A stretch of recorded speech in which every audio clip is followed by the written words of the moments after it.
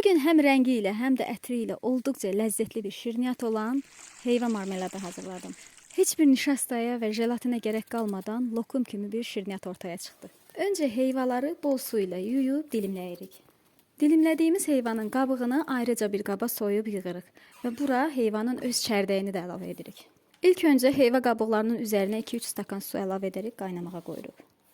Heyva qabığından əldə edilən su heyvaya qatılıq verən, yəni marmelada qatılıq verən əsas maddədir. Qabığını qaynadıb çıxartdığımız suyu heyvanın öz üzərinə əlavə edərək qaynamağa qoyuruq.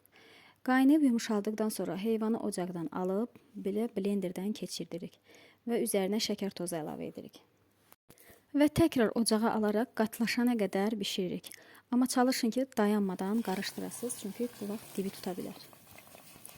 Marmelad tam bişib qatılaşdıqdan sonra içərisinə zövqə görə qoz ləpəsi və yaxud da başqa ləpələr əlavə edə bilərsiniz.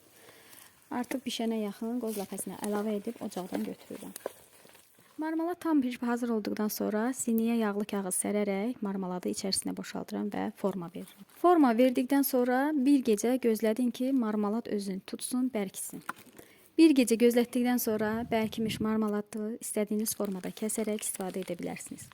Olduqca ləzzətli və fərqli bir şirniyyat alınır. Hazırlayacaq olanlara indidən nuş olsun. Növbəti postlarda görüşənədək. Hələlik.